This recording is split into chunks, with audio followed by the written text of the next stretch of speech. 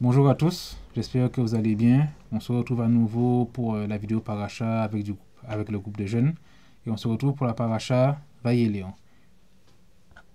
Valier l'air, ouais. Donc tu me regardes Alan, ça veut dire qu'il faut que je fasse le résumé, que je plante le contexte de Vailleler. Alors Exactement. Vailleler, donc la paracha, si on la découpe, je l'ai un peu découpée en quatre cinq parties. On a la première partie où ça va parler des derniers jours de la vie terrestre de Moshe. Puis ensuite, il y a la transmission qu'il va faire à Josué, Yehoshua. Et il y a aussi l'achèvement de l'écriture du rouleau de Torah, faite par Moshe aussi.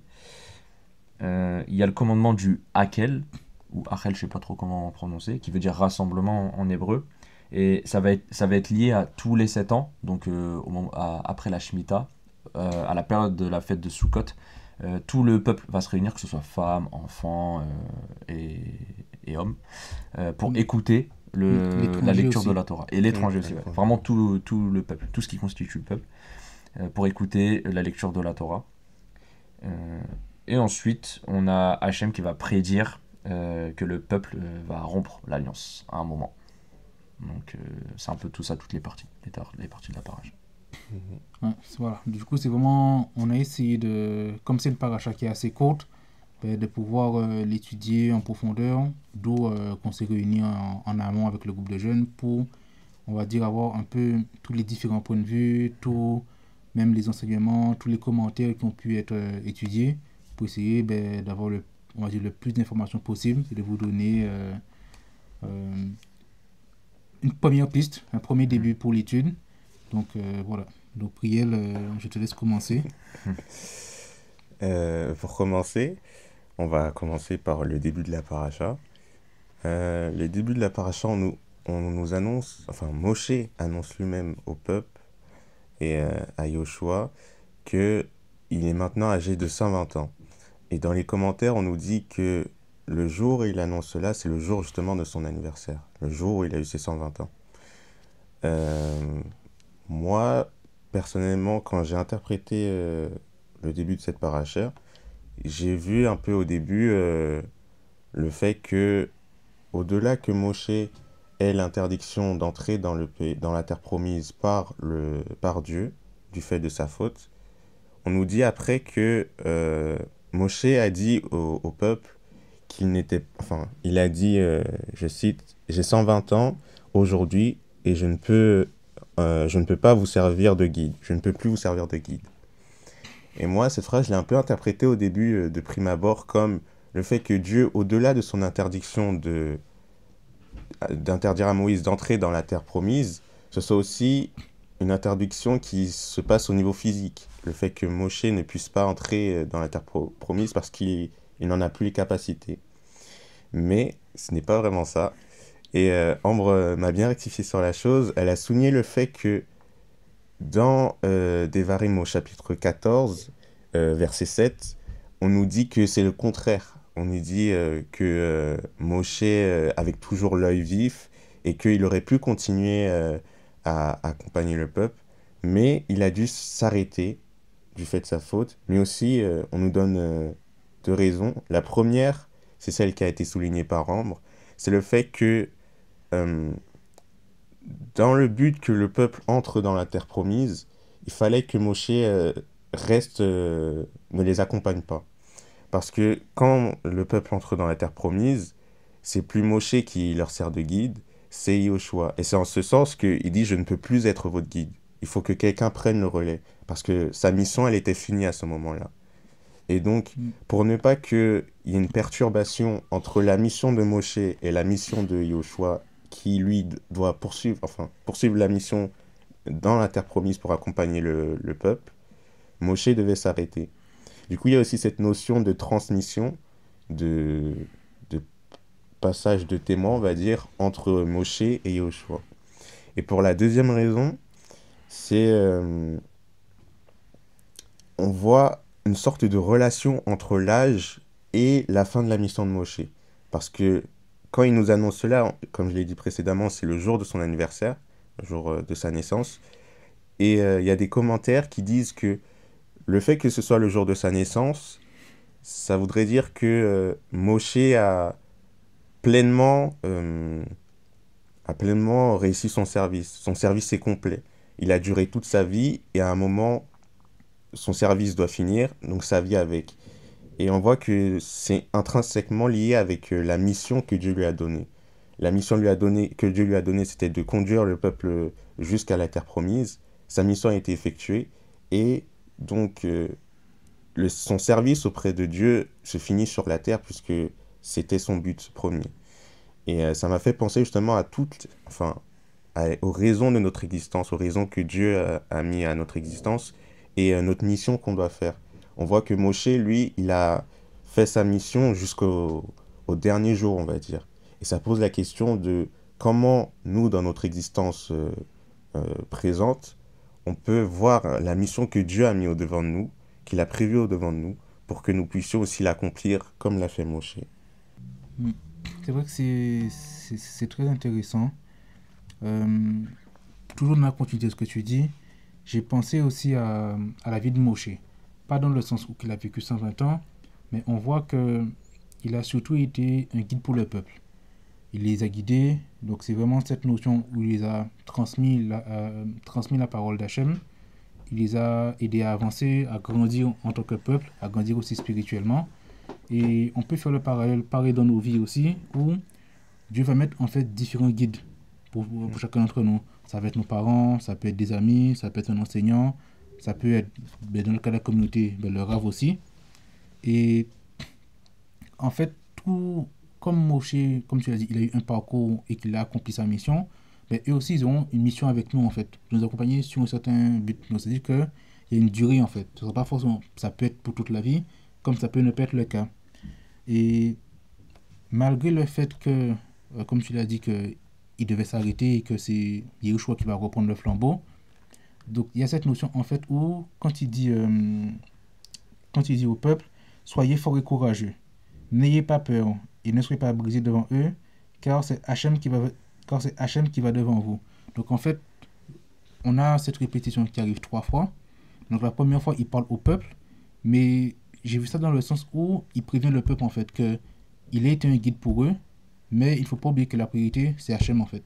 Puisque c'est Dieu qui va vous conduire. Tout ce que vous avez, c'est grâce à Dieu en fait. Tout, même l'évolution, tout le parcours que tu as eu, tout rentre dans les plans de Dieu. Donc c'est vraiment dans Hachem qu'il faut se confier.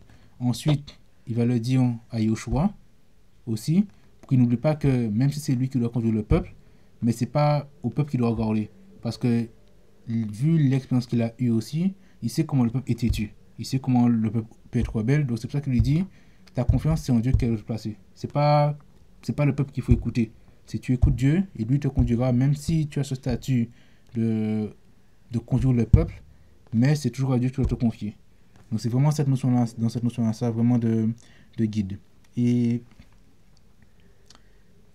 j'ai vu aussi le lien en étudiant Hébreu 13, le verset 5 à 8. Et en fait, c'est à partir du verset 7. Tu as la première partie qui dit « Souvenez-vous de ceux qui vous ont annoncé la parole de Dieu. » Donc ça montre en fait que les différents guides, en fait, ils vont nous annoncer la parole de Dieu, comme ce que Moshe a fait.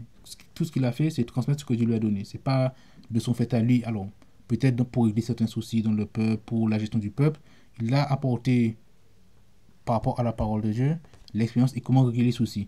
Mais toujours, dès qu'il y avait une question difficile ou un problème, toujours il se confiait d'abord en Dieu. Il demandait à Dieu comment résoudre le souci, Dieu lui donnait la solution, et ensuite il transmettait au peuple. Donc c'est toujours cette notion de transmission, quand il dit souvenez-vous, c'est pas de ne pas oublier le guide, mais ne pas oublier les paroles qu'il a données, ne pas oublier les paroles qu'il a transmises.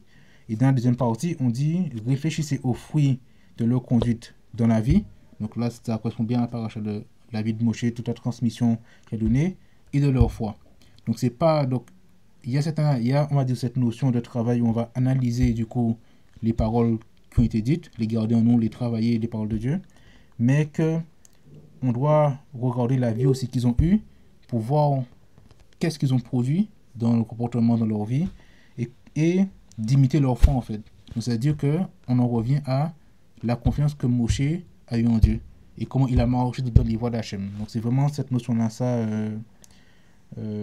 que moi j'ai plus vu du lien entre la paracha Vaïler et Hébreux 13 du verset 5 à 8. Ok. Bah moi, surtout ce qui est dans l'étude de la paracha que j'ai faite, enfin un des commentaires qui est ressorti, en fait c'est le moment où Hachem il va prévenir Moshe que le peuple il va rompre l'alliance, malgré tout ce qui a été dit dans les parachas précédentes, etc. Toutes les préventions qui ont été faites. Et Hachem, à un moment, il va dire il y a de nombreux malheurs et difficultés qui viendront le frapper, qui viendront frapper le peuple. Et au moment où le peuple il se rendra compte, on va dire, de ça, il dira c'est parce que Hachem n'est plus au milieu de nous, au milieu de moi, que je suis en butte au malheur. Donc là, dans la phrase que le peuple dit, on voit qu'il ne parle plus des difficultés. Sauf que Hachem, au début, il parle de malheur et de difficultés. Du coup, sont passées où les difficultés? Les difficultés, pourquoi on n'en parle plus? Et sur ça, le Rav Shak, il explique la différence entre les deux mots. Donc déjà, il y a malheur. Le mot malheur qui, en hébreu, on dit raot. Et raot, c'est ce qui va se rapporter aux épreuves concrètes. Donc que ce soit la maladie, la pauvreté ou les guerres. Et la difficulté, le mot en hébreu, c'est tsarot.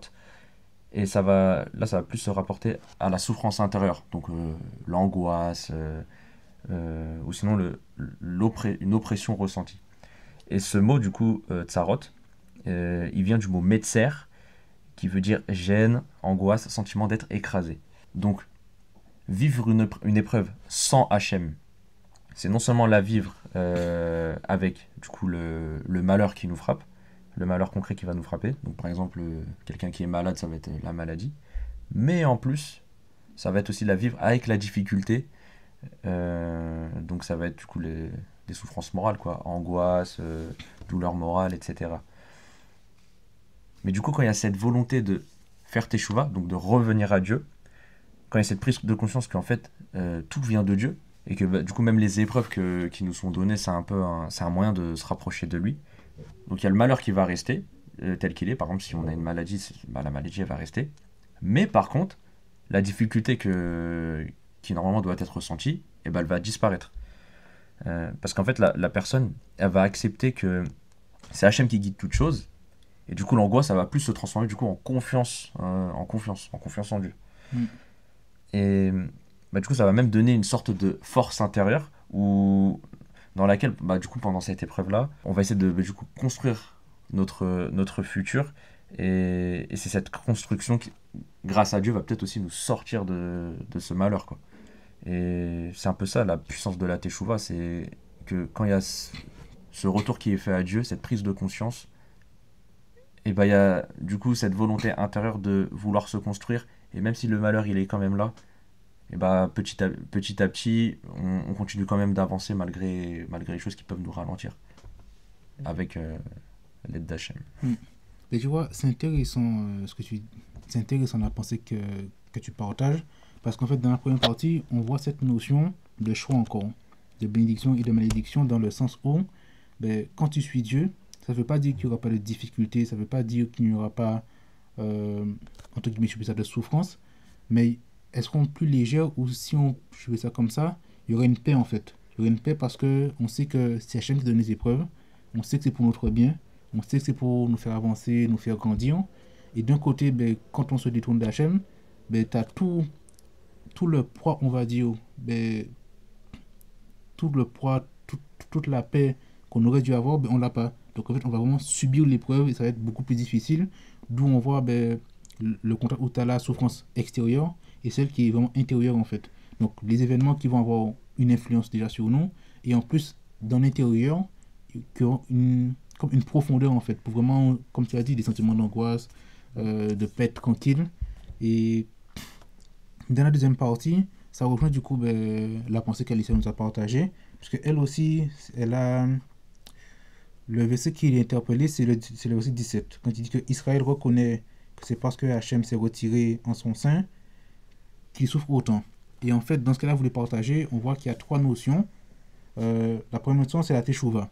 Donc il y a cette dimension où elle est individuelle mais aussi collective. Et le but de la Teshuvah, c'est de ramener l'homme dans le droit chemin.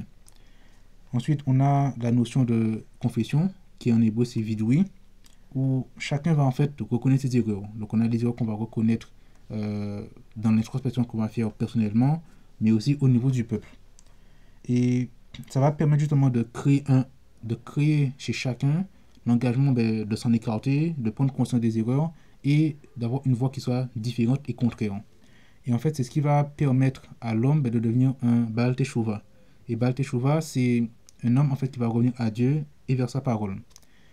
Dans la pensée qu'elle a partagée, on voit qu'il y a cette notion du mérite de la délivrance. Je m'explique, c'est le fait d'avouer, comme tu l'as dit, c'est sincèrement ses fautes et de se repentir entièrement. On peut le voir que c'est bien, alors elle précise bien entièrement dans le sens où ça peut pas être fait à moitié en fait. C'est pareil, je donne l'exemple. On sait qu'on a le lait entier et demi-écrémé. Donc quand c'est demi-écrémé, c'est beaucoup plus liquide, c'est beaucoup plus facile normalement à digérer. Alors que ce qui est entier, pour certaines personnes, c'est plus compliqué. Mais en fait, c'est vraiment cette notion où en fait, entier, où ça va avoir un poids en fait. Un poids qui est différent de si c'est fait partiellement ou à moitié. Donc c'est vraiment cette notion de délivrance, en fait, d'avouer ses fautes sincèrement, de se repentir entièrement, ça va mettre un poids en fait à ce qu'on fait. Et si en plus de ça, c'est vraiment le poids, on va dire, du cœur qui va se mettre devant Dieu, ça va avoir beaucoup plus d'impact que si c'est fait à moitié ou pas totalement. Du coup, par rapport à ça aussi, on peut voir que les différents Haftarot qui sont liés à la paracha Vayeler, donc Osée, Miché avec Joël, elles ont un lien direct avec non seulement le mois d'Elul, Rosh Hashanah et Kippour.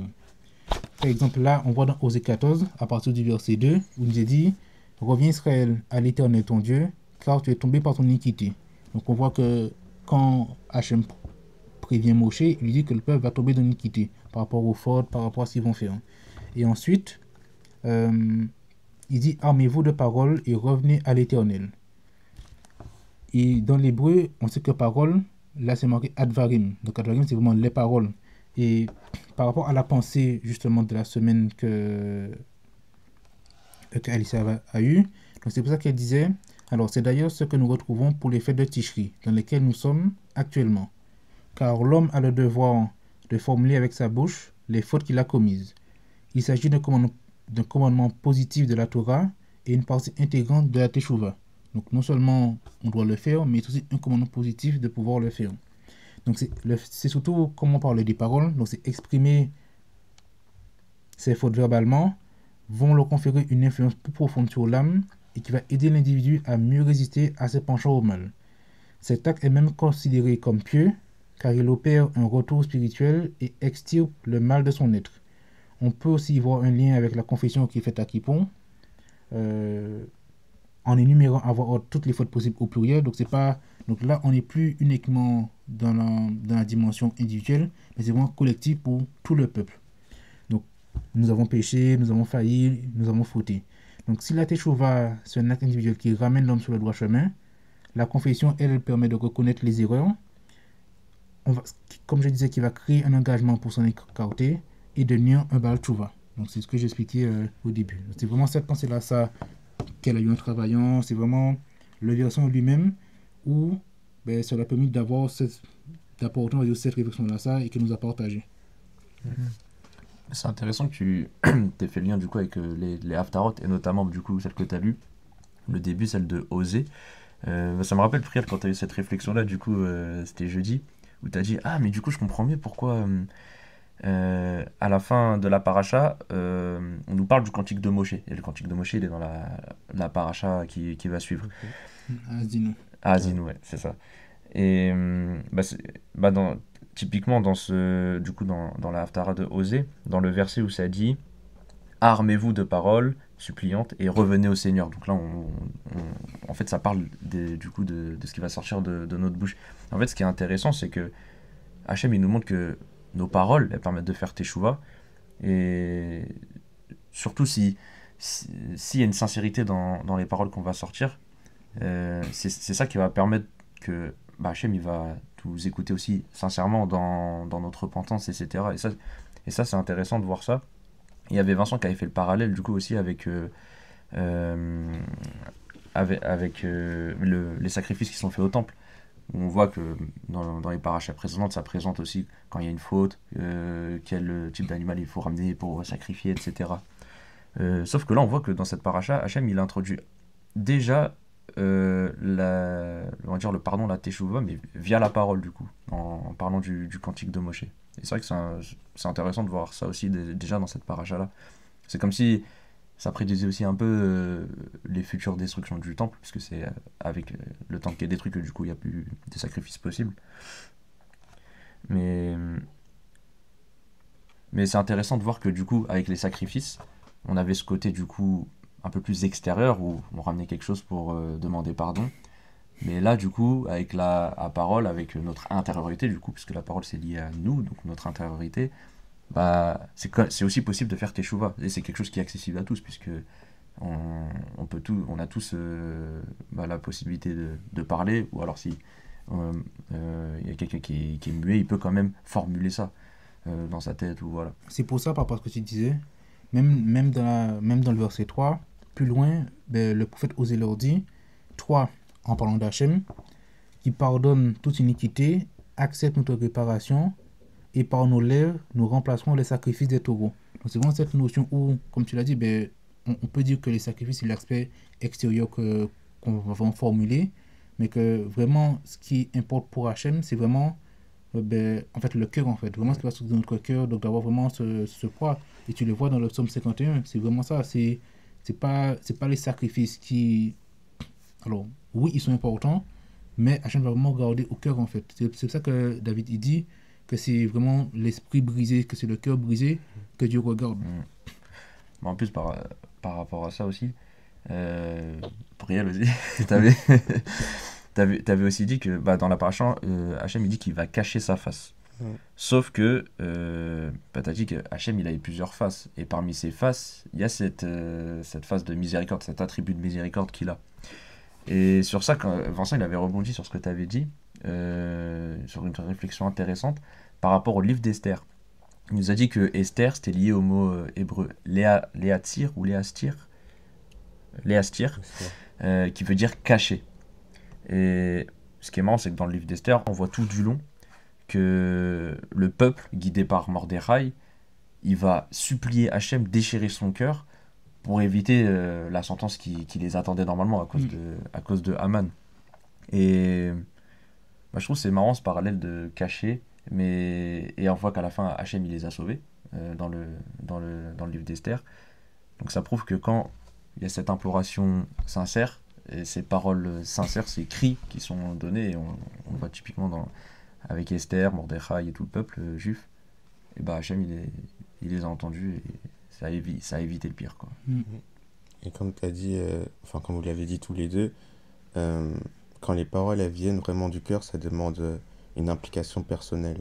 C'est pas, enfin, ça nous demande de nous engager dans quelque chose qu'on considère comme important. Et c'est un renversement de façon de penser, dans le sens où ça nous coûte quelque chose intérieurement et c'est pas forcément les sacrifices on pouvait les acheter et c'était important, mais quand la parole elle devient sincère, c'est vraiment différent de, de ce qu'on fait tous les jours. Par exemple là on parle, mais quand la parole devient sincère, c'est pas la même chose, c'est un point différent. Et pour revenir sur ce que tu avais dit Rachid par rapport à Esther, oui on voit vraiment que avec le fait que il y ait des relations entre le nom d'Esther, qui veut dire caché, dissimulé, que dans le livre d'Esther aussi, il n'y ait pas le nom de Dieu ne soit pas mentionné explicitement. Il y a des sages qui disent également que euh, Dieu, d'une certaine façon, dans ce livre, il est caché. Sa face, elle est cachée. Et que c'est grâce à la sincérité d'Esther, avec son jeûne et son retour à Dieu, avec tout le peuple qui l'a suivi, qu'à la fin, Dieu a pu justement révéler sa face et leur permettre justement de passer outre cette épreuve et de vaincre Haman avec ses décrets. Sinon, pour continuer sur le cantique, on voit que le cantique, il s'inscrit dans une sorte de... Il s'inscrit dans un système de témoignage contre le peuple, d'une certaine manière.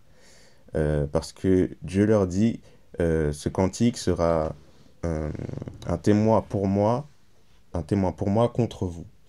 Et on voit dans cette paracha que Dieu le dit à plusieurs reprises. Il le dit concernant la Torah, et il le dit également concernant la terre et les cieux. Et donc on peut se demander quelle est l'importance et pourquoi avoir des témoins contre le peuple d'Israël. On voit tout d'abord que pour que un homme, c'était dans Deutéronome 19:15, où il y avait écrit que pour qu'un homme puisse accuser un autre homme, il faut à minima 3 témoins pour qu'il puisse justifier ses dires, enfin pour Mm. l'appuyer. Et on voit ici qu'il y a 3 témoins qui viennent appuyer le fait que le peuple s'est détourné de la face des dieux, d'une certaine manière. Donc ces 3 témoins, c'est un peu des piliers pour dire au peuple, je vous ai donné les moyens, je vous ai donné les moyens, la Torah et le Cantique, pour que vous ne vous détourniez pas et vous êtes détournés. Et donc ces trois éléments témoignent contre vous du fait que vous soyez détournés de moi. Mm. Et concernant la terre et les cieux, on avait déjà étudié ça dans le groupe de jeunes, c'était il y a très longtemps. Et c'était Valiana qui s'interrogeait sur ça à ce moment-là. Et elle avait demandé à Abdel pourquoi Dieu prenait la terre et les cieux à témoin. Et Abdel avait répondu que euh, la terre et les cieux, c'est de la matière, enfin c'est de la matière qui reste et qui bouge pas dans le temps. La terre elle sera là, elle bougera pas. Donc quelles que soient les générations futures, la terre et les cieux seront toujours là pour Mm. être prises à témoin que le peuple a fauté et qui s'est détourné des enseignements de Dieu. Mm.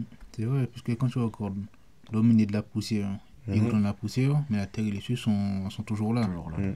Donc ça, en plus c'est intéressant parce que dans le chapitre, d'Hébreux 13 qui est en lien avec Haftara, au verset 5, on te dit que tu as cette notion où il te rappelle que l'amour de l'argent ne doit pas être quelque chose qu'on doit avoir en nous. C'est pas quelque chose qu'on doit garder.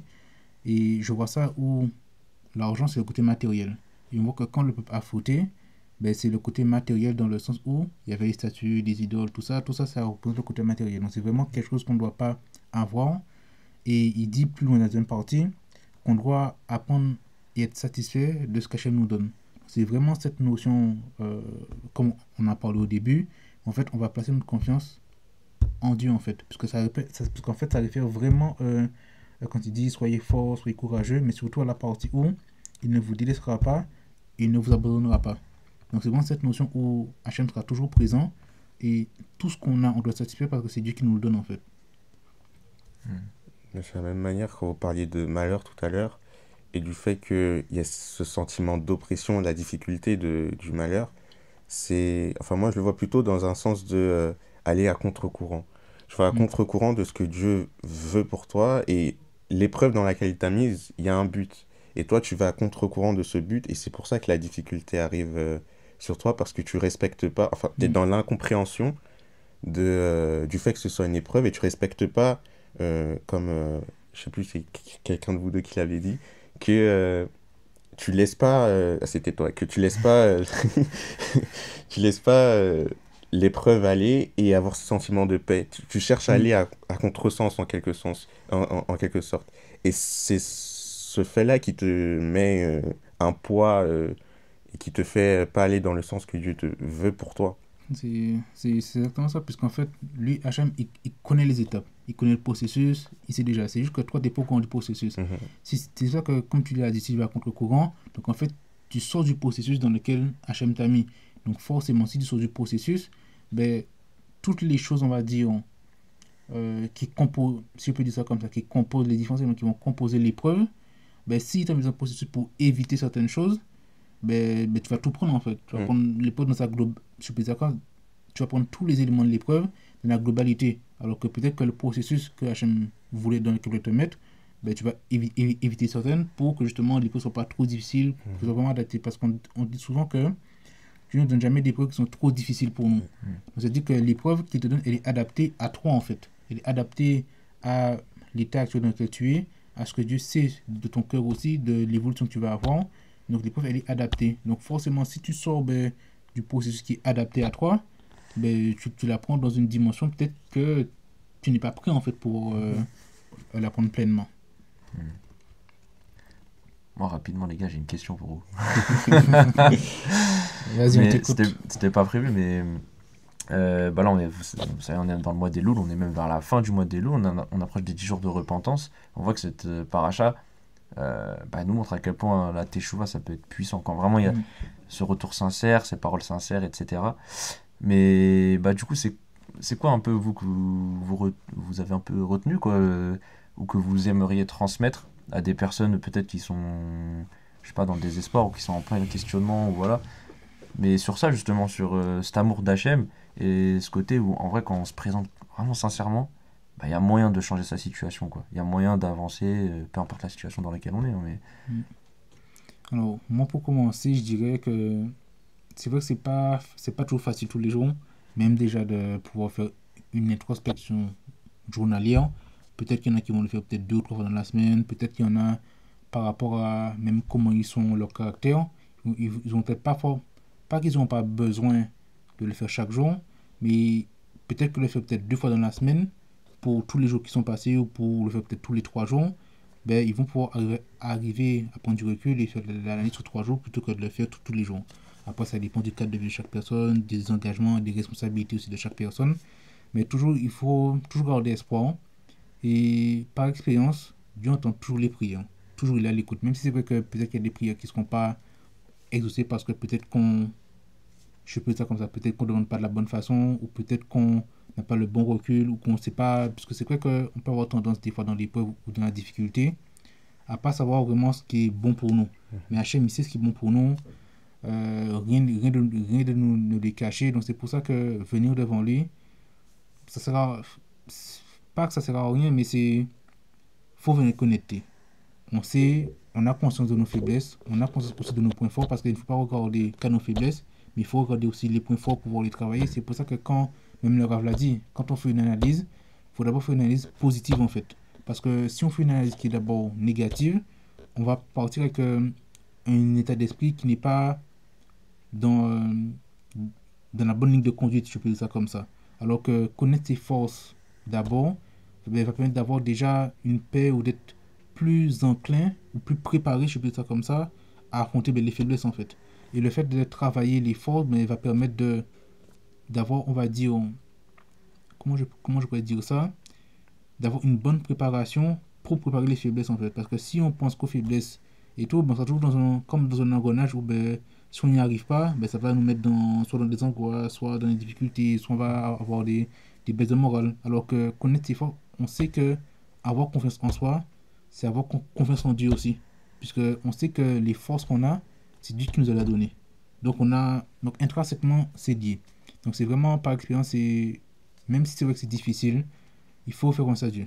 Même s'il ne répond pas tout de suite, puisque souvent, comme ma grand me disait, avec Dieu, c'est toujours, tu as trois réponses. Soit c'est oui tout de suite, soit c'est non, soit c'est oui, mais attends.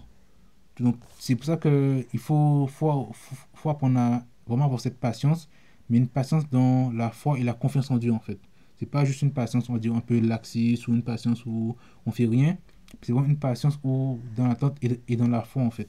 Et c'est pour ça que, même quand on regarde comme j'en ai parlé plus tôt, où ils disent que on doit se souvenir des paroles qui nous ont été transmises, donc les paroles d'Hachem qui nous ont été transmises, et surtout imiter la foi en fait. Donc c'est imiter vraiment cette foi, cette confiance en Dieu, et c'est ça qui va nous armer en fait pour les épreuves, nous armer pour pouvoir continuer et marcher en fait.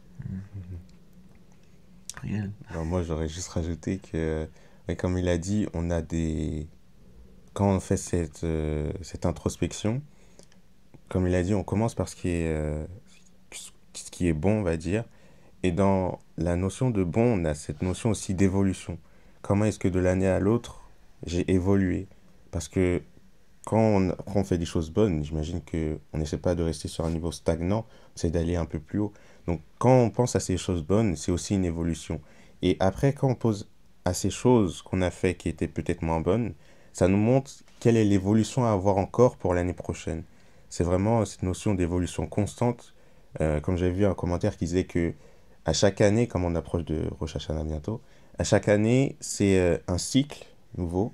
Enfin, la vie continue, c'est un cycle nouveau. Ça se répète, mais c'est une évolution constante. Chaque année est une évolution et chaque année, on va plus haut. Et dans un sens, si on va plus haut, on essaie de plus avoir ces mauvaises actions. Et quand on fait l'introspection, on se dit, ah, j'ai eu de mauvais caractères ou de mauvaises actions que j'ai fait.